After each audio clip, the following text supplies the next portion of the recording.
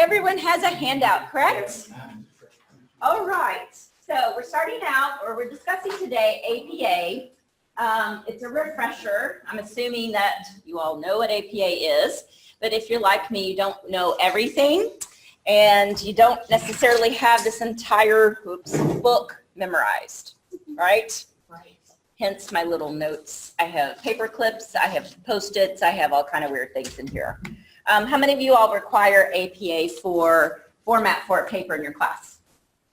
Okay, I know a lot of the math people, maybe science people don't.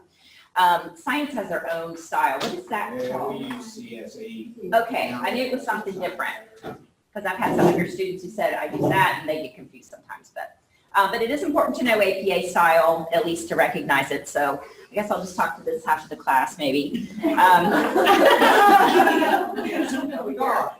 long as you sign the sheet, you're good. You just carry on. So. Oh, yeah, you just sound good. No, you can use APA. No. You just want us to leave. No, it's okay. You just want it. Well, the handout that I passed out to you is it's a little quiz. We're going to go through some of these questions. It doesn't count for points, so don't panic because you didn't study. What I tell my students, Tom, did you do that?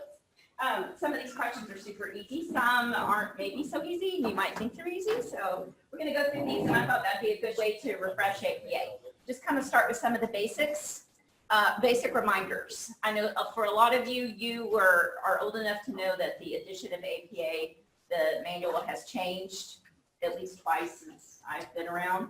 And sometimes you mislearn things. Like we were talking about this morning, you have to unlearn what you learned. When I was in grad school, they changed it to the indented paragraph reference for references, and that was awful because I had learned the hanging indent, and then they changed it back to the hanging indent in the last edition. So as you know, it's, you have to relearn things. So anyway, let's go through. I'm going to ask you a few of these, and then I've got a little PowerPoint. We will not get through all of it, and that's fine because I've got too much on it, but I thought I would stick with some of these. So the first question is, what is the recommended length for a title? No more than 2 months. For a title, on the title page or whatever. No more than what? No more than 2 months. Okay, so can you translate that to words? 150. Okay. Well, in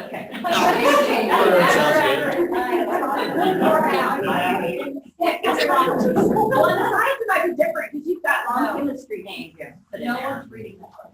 Okay,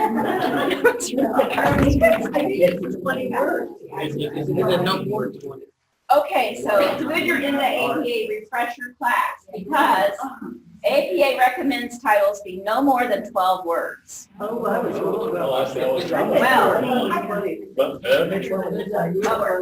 Okay, so if your title is over 12 words, you need to condense it.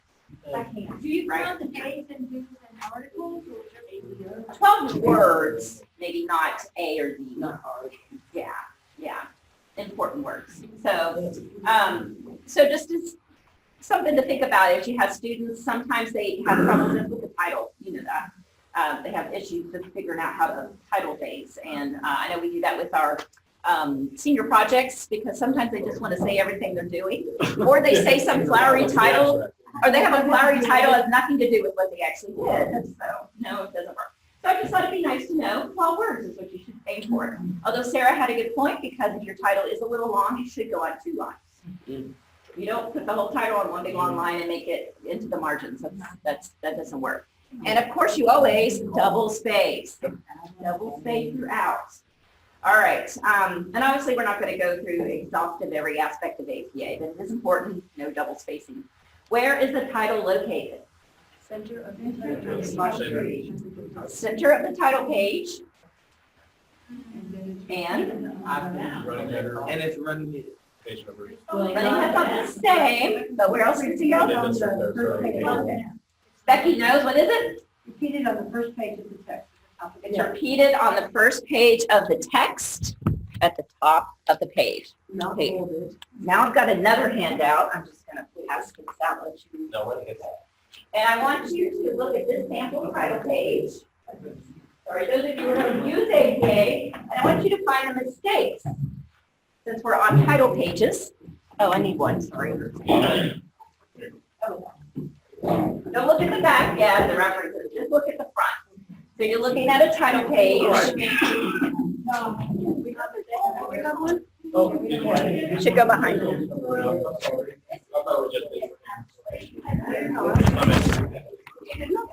Going back.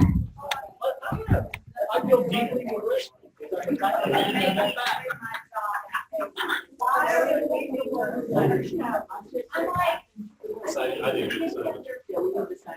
Where's the signage sheet? All right, everyone have a copy of the sample? Thank you. So let's talk about, since you're mostly APA experts, what is wrong with this title page? Number? Specifically, okay, what? Number? The page number? What's wrong with it? Well, it should be the top right hand corner. Top right hand corner. It should be in the top right-hand corner, also known as the, it should be in the header space. Should be in the header. Should be the header. And that's a mistake students often will do, is they'll just put it up in the corner, but not put it in the header.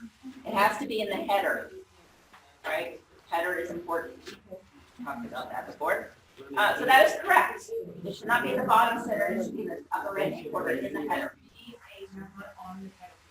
Yes. Title page is page 1. You're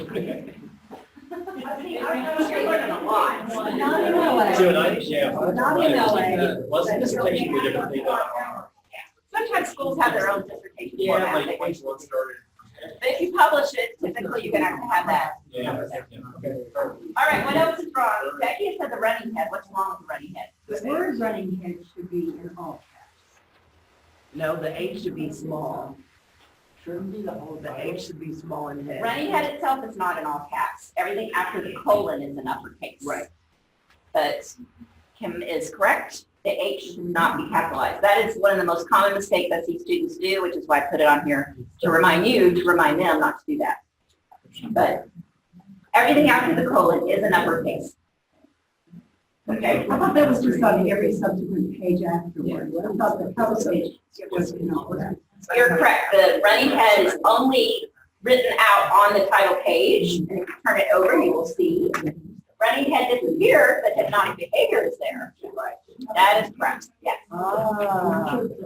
So everything after the colon, which is the actual running head, is in all uppercase, right? And notice that the running head is a condensed version or shortened version of the title. This is an actual real title from an actual real classic psychology study by Nicholas Spanos. And that's the actual title of it. You have a colon in your title. Often that can be just, the first part can be just your running head, because you can read the first part. So you depending on your title, though, you can condense it into a more descriptive running head if you want to. Purpose of the running head basically is that when you submit it for review, they're reviewed anonymously typically. They pull off the title page, which has the author's name on it. And that's why you have a running head on every single page after that, so that you can keep your pages straight. If you print the 50-page article off that you're reviewing, you can keep it straight. Yes. So same reviews are double blind? Depending on the journal, but usually they don't know whose papers are reviewed. Yeah. It's to decrease bias. Yeah. But you can often tell when you look at when you look in the references, you're going to see 50 articles by one person. You're going to think who probably wrote it. Yeah. Sometimes it's a giveaway. And if you know the field really well, you can probably tell. That's right. That's another article, right? What's his face? Okay. There's a few other mistakes in here. I gave you a hint. Yeah, I think. And they're not grammatical or spelling. Is it the location after the title? I mean, the information in the Spanish, should that be down at the bottom page? No. It can be middle, exact center to upper half of the title page. Yeah, that's technically correct. You don't need the date on it. You should not need the date. You should never put the date. Right. And the professor's name. And the professor's name. Correct. Gail wins. You teach writing. I put those on there to show you because those are also other common mistakes students do. They put my name on there, cross it out. They also put the date. Don't put the date. The only two things you need besides the title, in fact, you just need the three things students do. It's the title itself, your name, and your affiliation, which I tell them means midway. because they don't know what affiliation is. Now, the other thing you can do is have credits at the bottom and notes, but that's usually just for master's or PhD or actually submitting it for article. For our students' classes, I tell them don't put anything down there. You need your name, affiliation, and your title. That's all you need. And notice double spacing throughout. Completely double spacing. All right. Any questions about the title page? Did you guys learn something? Yes. Good. Glad you're learning something.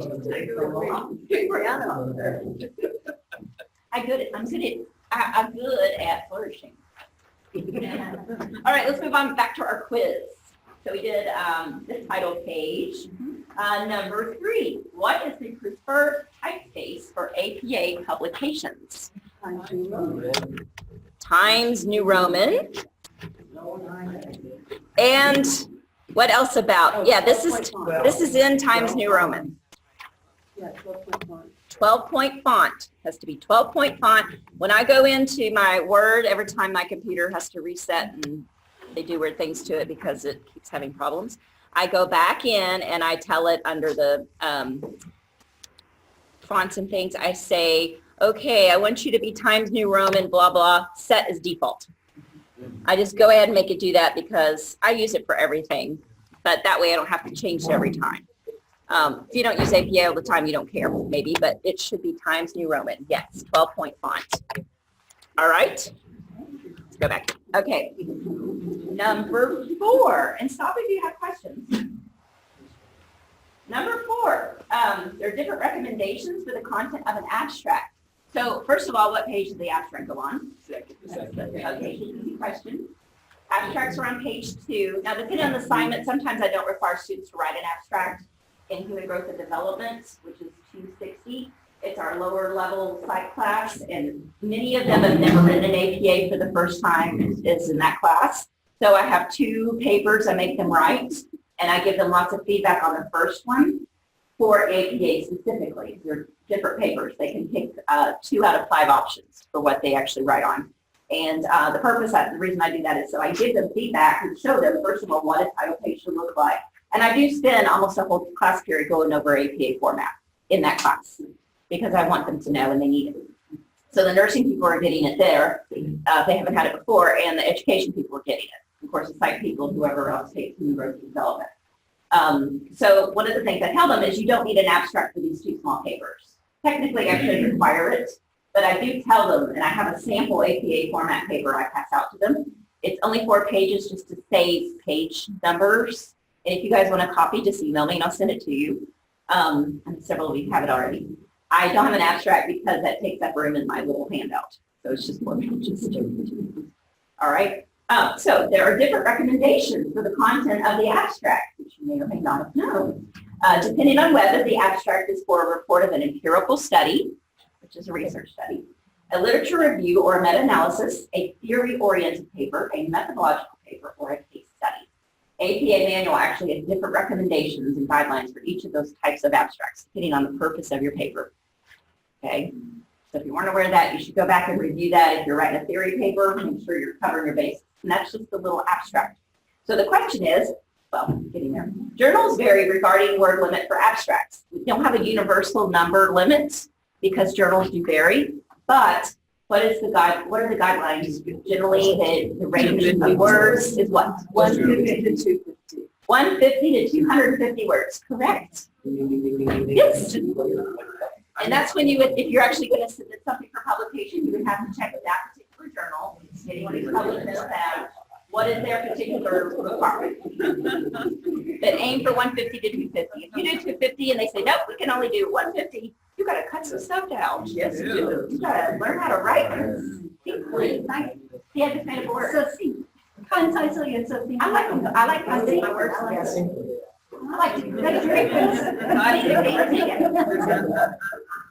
But you were correct, 150 to 250 words. All right, number 5, since we're still discussing abstracts. Easy question, do you indent the abstract? Yeah. No. Ooh, I thought that was an easy question. But with a no.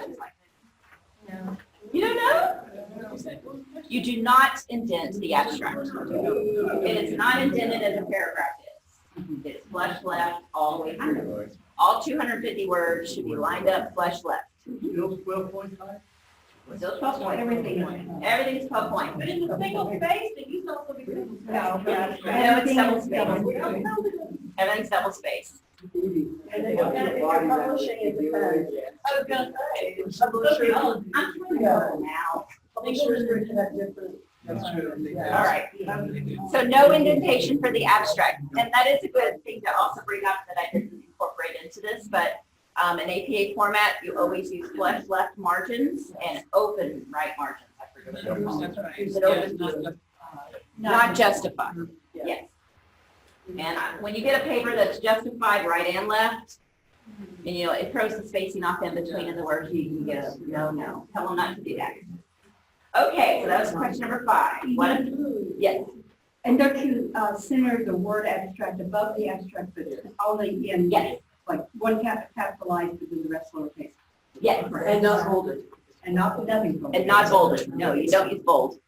Except, well, there's a few. So there's a Stay away from bold unless you're doing headings, which we're going to get to. Level 2. Which is number 6. Good segue. How many heading levels are there in APA? No, there's many. Is it 5? No, it's closer to 7. Because it's good, you know, It's 5. it is not. I don't think it goes past 7 or past 5 to 7. You probably make enough stuff, but then nobody knows because no one ever uses that many. And here's where I'm going to go switch over to this and show you a few. So APA uses, this is maybe kind of hard to see because I try to make it bigger, but there are 5 levels of formatting. And for most classes, you're going to, almost all classes, you're going to have a paper probably with at least level 1. And if you make students write an empirical paper, that would be the method, the results, and the discussion. They are always level 1 headings. And if they're level 1 headings, they are centered, boldface, uppercase, and lowercase heading. Now, if it's just one word like method, just the M is capitalized, obviously. But if you are writing a theoretical paper or a lit review, your first level heading might be History of Autism Research. Okay, and that section is on the history of autism research. So history, autism, which would be capitalized anyway, and research are all capitalized. Okay, right. All right. Second level heading is flush left, boldface, uppercase, and lowercase heading. And I'm going to show you another example in the next slide. You might get to that when you're dividing up, well, you would be dividing up your level 1. So under method, you might divide your method into participants, apparatus, materials, procedure. That would be level 2. So they would be flush left, boldface, uppercase, and lowercase. Okay. And I have examples of those in my sample APA format paper that you can also get for $9.99. No. Just email me and I'll send it. It's actually showing you on this example, but I have another one that's actually better. So we'll get through this real quick and I'll show you that one. Level 3 is indented, boldface, lowercase paragraph heading, ending with a period. And it's kind of hard to see this here, but it says your paragraph begins right here in line with the heading. So level 3 is indented. It's part of the paragraph itself, basically. Level 4, you usually don't get to that level unless you're doing a significant study and publishing it, or it's a dissertation or master's thesis. And then level 5 is indented, boldface, italicized, and then level 5 is not bolded. It's indented, italicized, lowercase, blah, blah, blah. Okay, so here's a good example. Sorry? Many spaces in.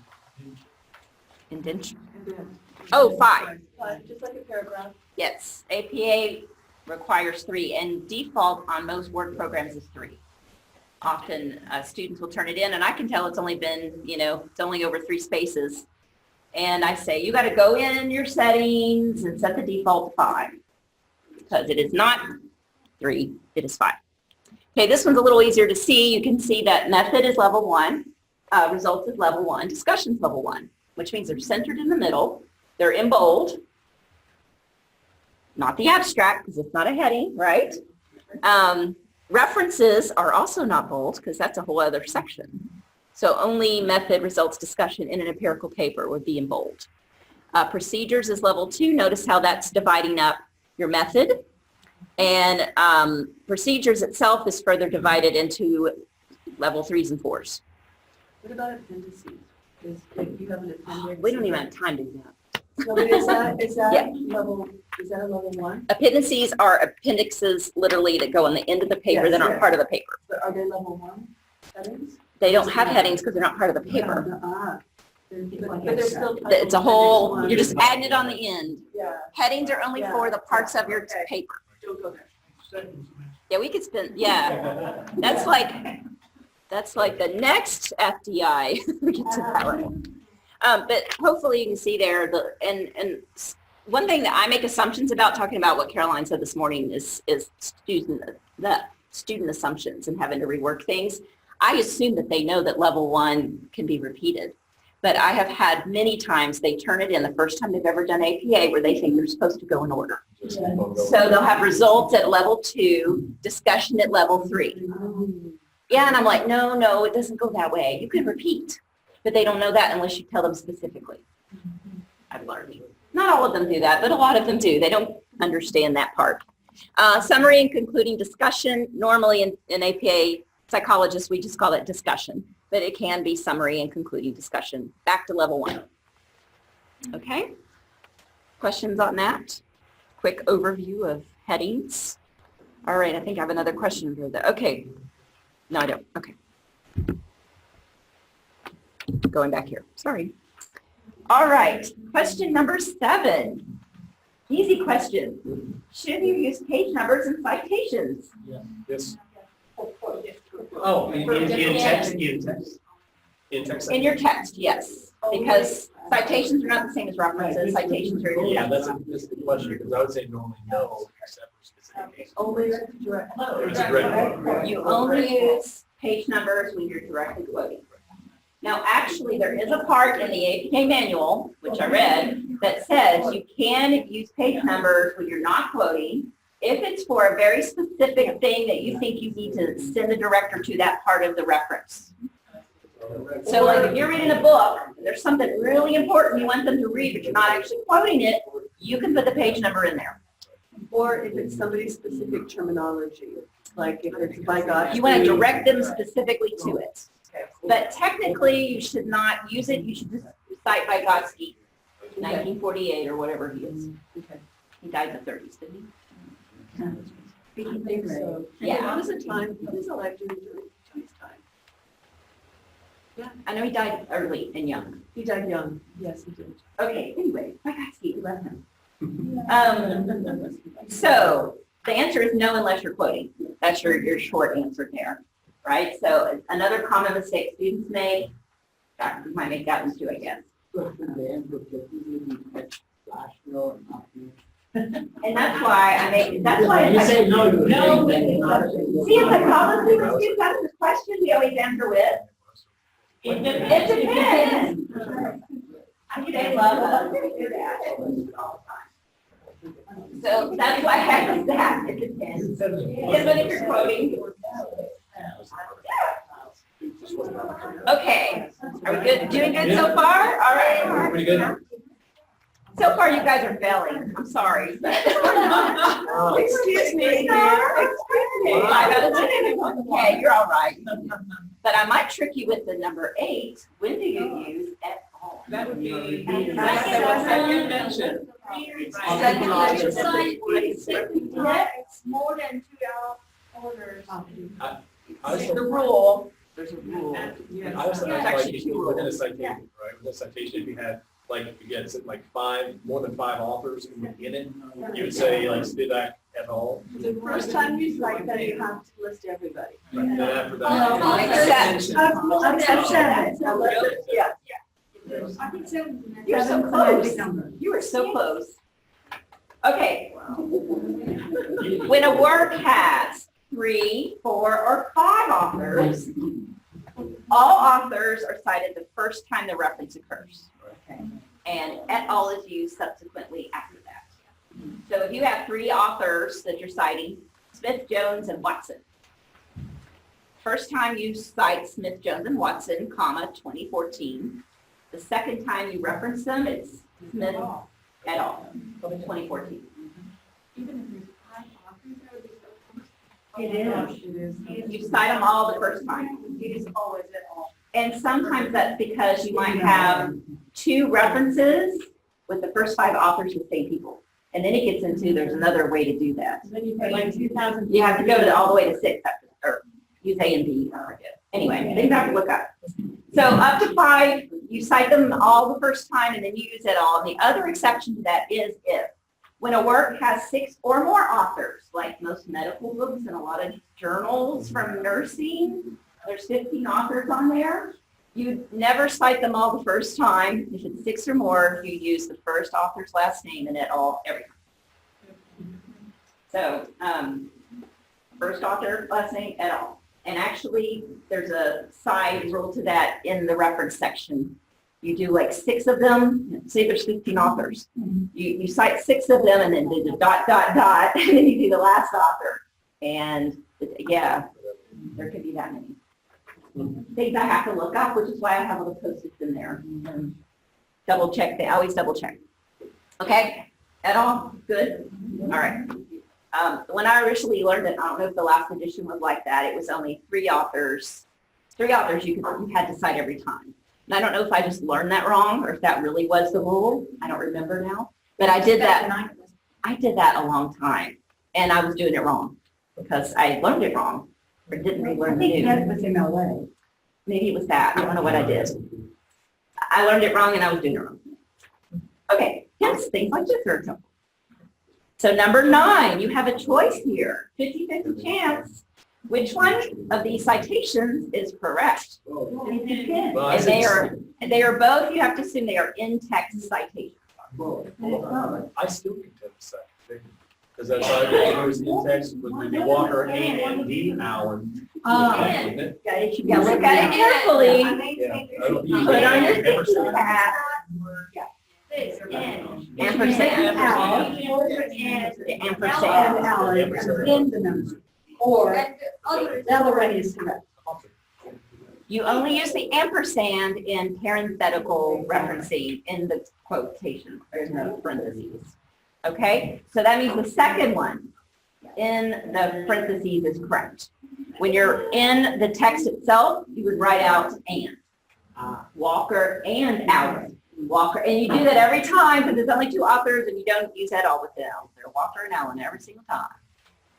And sometimes students get lazy and they put the ampersand in there and I'm like, no, that's only in the parentheses, parenthetical referencing. Saves time, that's one reason the journals like it. They like the ampersand. Okay. All right, number 10, comma spacing. Okay, what about periods? That's what it says. One That's now. what's- Did it change? I got in trouble. Well, it changed, and then there was so much slack that, and they were having some trouble with that. I don't know if it's changed back, but it's been accepted back. Talk about muscle memory. Because if you learn how to type and you hit that space bar twice, I did. it is so hard to just say one. After multiple Well, meetings, I can tell you the APA guideline reference for spacing after periods is twice. Yeah. And it's on page 88. And I'm going to read it to you real quick. Let's bring this up. It's real short. That's what it is. Just so you know, because students might argue with you or someone else might argue with you. Page 88, we're discussing periods and commas and all that. Spacing twice after punctuation marks at the end of a sentence aids readers of draft manuscripts. I'll let you know I got this. Okay. Thank you all. Y'all have a good day. I'll see you in the morning. All right. No, I didn't get the sign up sheet. I don't think so. There's the sign up sheet. Okay. What? That's one space. Now the colon is stick with the 1. I think you're right. Yeah, I think it's 1. It's only the period that APA says no, it's still okay to do twice. Because for draft, One way, comment every time they change it, they almost have to. yeah. If you want it this way, way you're no Well, longer allowed. I don't think APA ever changed it. I think they stuck with the toothpaste. So they were always the same. Yeah. Okay, so that's your 10 questions. We started out just to discuss and see what you knew, and it turns out you know some things, but not everything, which is okay, which is why we're here. Now I want you to turn your title sheet over to the second page. I want to direct you here. This is the back of my sample APA manual, sample APA paper, sorry, that I hand out to students, and there's nothing incorrect on it. You don't have to go through and look for the problems. At least there shouldn't be. If you see something, let me know. I'm including this so that you can see all the different types of references that are possible, and these are not exhaustive because I just picked the most common ones that I'm most likely to see or you're most likely to see on a paper in here. Okay, so just to direct you to a few of them, first of all, the formatting, as we already talked about, running head also goes on the references page. And every page of references that you have. If you have 10 pages of references, the running head goes on it. And notice that the pagination continues onto the references. Right? So I just made up 24 to show you that this could be that the reference section could start on page 24. Okay, but you would have to number it and number the second page of references and the third page and the fourth page and 25, 26, 27. Okay, also notice again, as we mentioned before, references is not in bold. It is not a header, it's not a heading, it is not in bold, so it's a separate section of your paper, you don't need to hold it. References. It is also not, what do we not call it?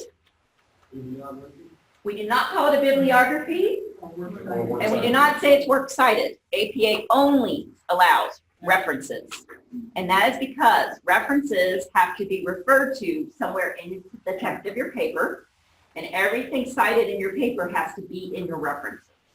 Bibliographies, as Becky could tell us, often will have a reference in them that isn't necessarily cited in the paper. APA does not like that. You cannot do that. If you have something in your paper, you have to cite it in here. And there is an exception to that. What's the exception? Do you know? Ooh. Everything cited in your paper somewhere needs to have a reference here. Interviews. Anything. Okay, there's two exceptions. Not interviews, personal communication. Personal communication. Yes. And Personal also communication. like dictionaries and. Classic works such as the Bible. You could refer to the Bible somewhere in your paper, but you do not have to put a reference for the Bible. Now, you could if you wanted to be really thorough, but you would not have to. Same thing. Because it's a classic work. Yeah, and some philosophical treatises and stuff. Personal communication, which I'm glad Anu said that. A personal communication is, and I tell students this because they ask me this sometimes, can I use something you said in class in my paper? And I say, sure. You cite that as a personal communication, right? But personal communications are not in the references because the references are there for the reader of your paper to go look stuff up. And they cannot look up what I said in class, therefore it is not in there. Or if I just told Janice, no, if Janice told me horses cannot eat turnips because it's poisonous to them. Also email. Which is very interesting. And I wanted to cite that in my paper on poisonous foods to various animals of the world. I could say Janice Holland, comma, 2018 personal communication. But it would not be in my reference. I just thought it was fascinating. It is true. Don't eat turnips to your horses.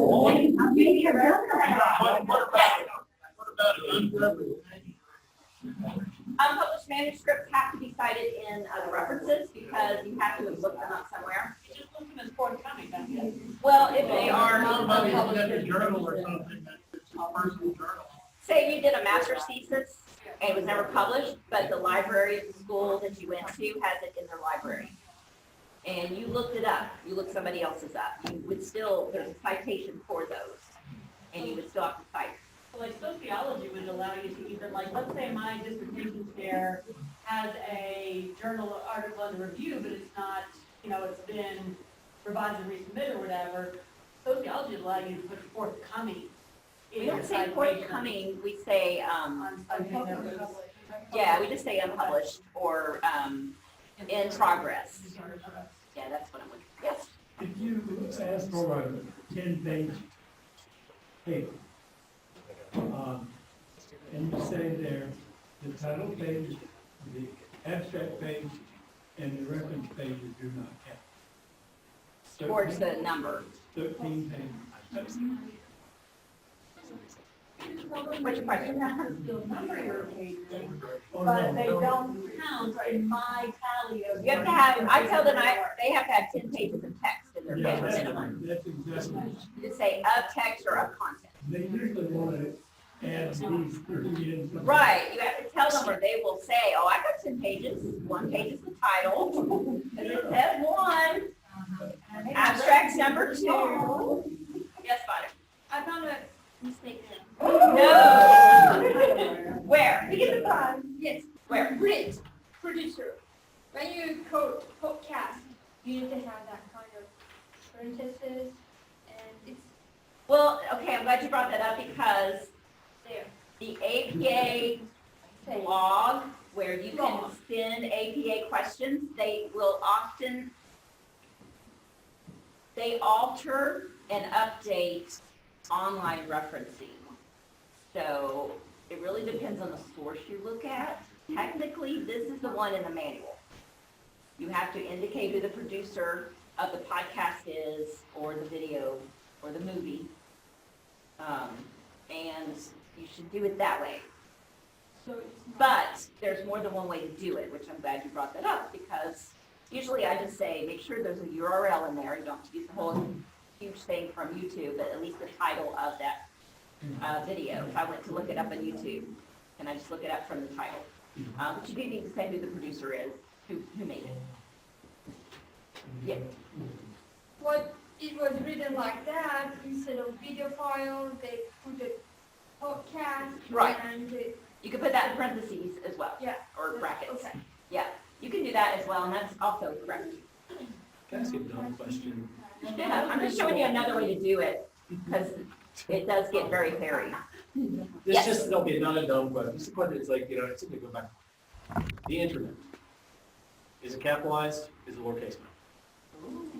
Oh, the internet itself? Because there's I run into it all the time because I do like blended learning studies. And it's like, it started off and it was a specific Not thing and you anymore. capitalized it. It's So now kind of it's its not own lowercase. entity, so. Lowercase now. It started uppercase, but now it's lowercase. But then I went back and looked at Square like last week and there was something on it being, I don't know. sometimes I think they disagree with. They do, and it's So- back and forth. and- That's like video podcasts. No, it's not. It's true. Yeah, I don't know the answer to that one, I'm sure there's sorry. another issue to that. I do not know. That's a good question, though. Does anybody else know? Internet? Capitalized or not? I think it's worse. I think it's got the lowercase, that's what I. Well, lowercase always works. I have students. Became very common. I have students in a profession of psychology as a profession class, and I'm always correcting them. They always want to capitalize psychology. And I tell them psychology is not a proper noun. You do not capitalize it unless it's part of a degree title or it's part of a department, like Department of Psychology. That would be capitalized. You have a Bachelor of Arts in Psychology, that would be capitalized. But if you're just writing my degrees in psychology, P is not capitalized. It's not unless you have a degree in English. English would be capitalized, or Spanish, but you do not capitalize that. That's the only one I can help you with. All right, I'm not going to keep you here the whole time, but I do have a few more things to show you since we're learning, right? You may not know this. A lot of people don't use lists within APA, but if you do use a list, sometimes you might want to list something out in APA format.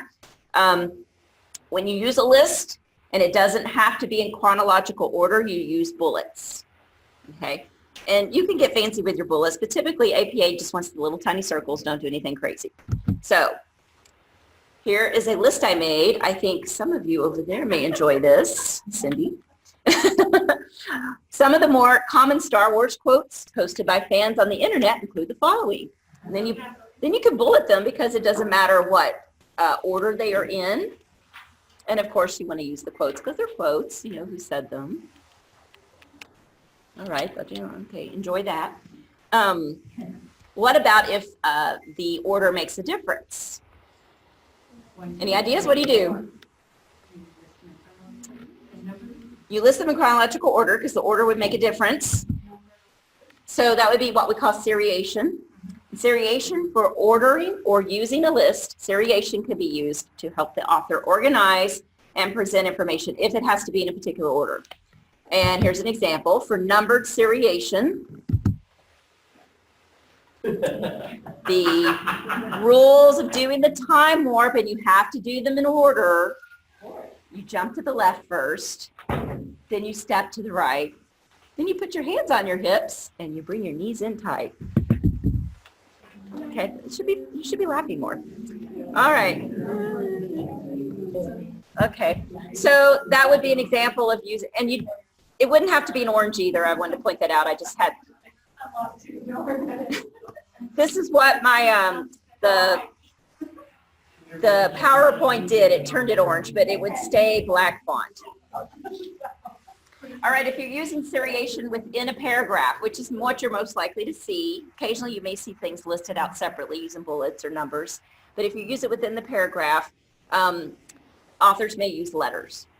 So on the basis of research conducted by the usability team, OWL, and I pick OWL because that's from the Purdue University's OWL website, which is a great source of APA. If you have a question about APA, the only online source you should use is the Purdue OWL. It's the online writing lab. The staff has compiled, and I lifted this completely from them, the OWL, A, the OWL site map, semicolon, B, integrating graphics, and etc. So basically you want a semicolon separating them along with the numbers or the letters, and they are lowercase. Okay?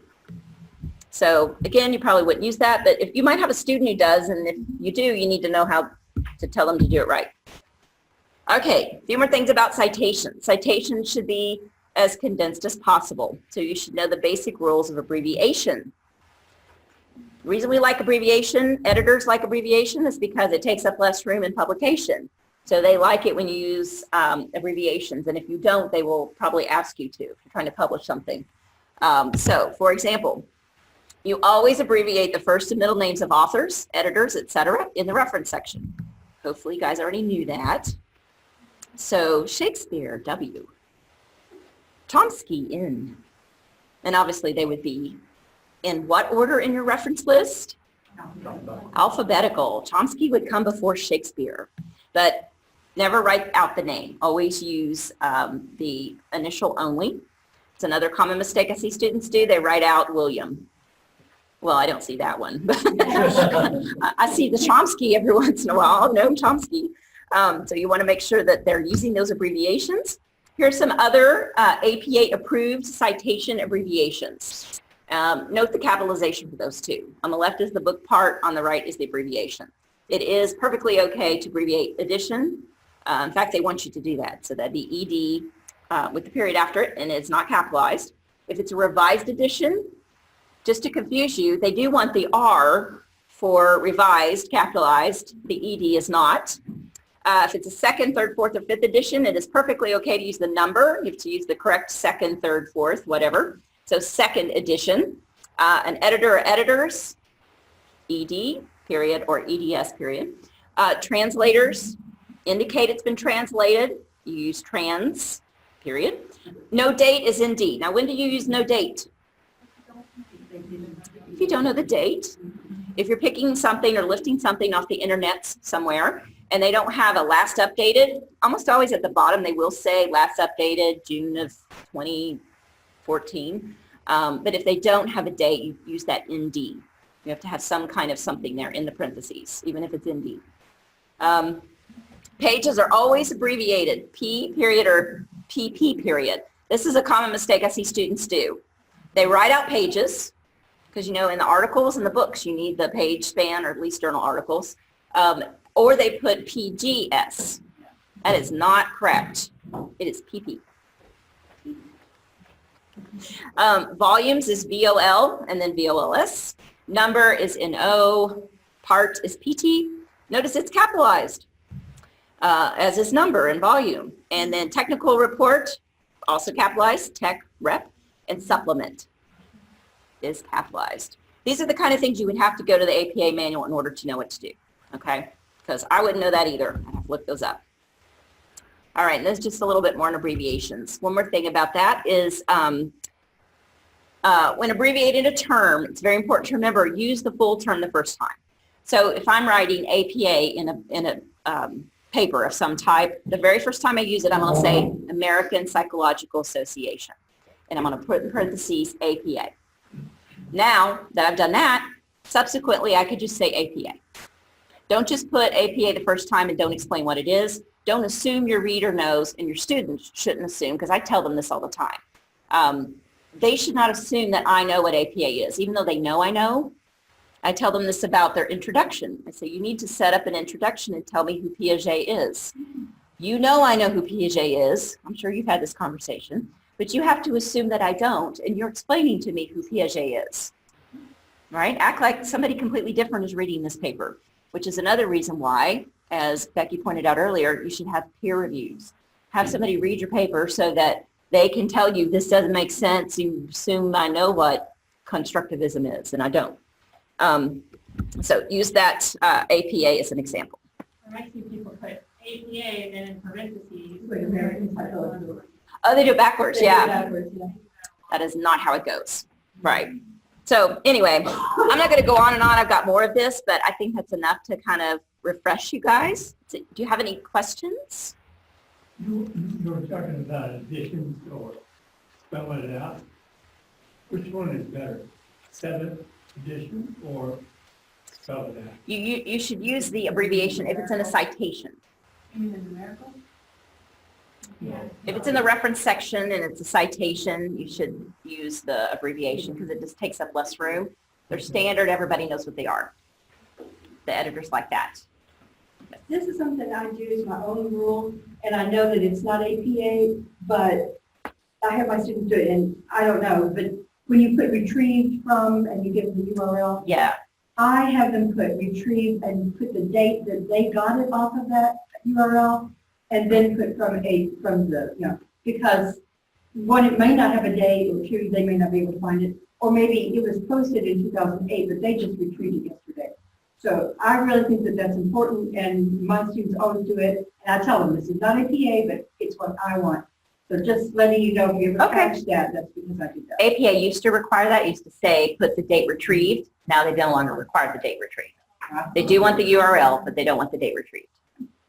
But it's fine. I don't count that off. Okay. I don't tell students not to do it. And I don't make them do it if they don't. Yeah, because it's technically correct. Yeah. But I see the point to that. I mean, that's a good point. Then you can see when they waited to the last minute to do the paper, right? It was 2 days before the paper was due. That's when they retrieved it. If they're dumb enough to put that, they should have put like the week before. Anyway, we'll stop there. If you guys have any other questions, let me know. If you want a copy of my sample format paper, just send me an email and I will send it to you. Okay? All right.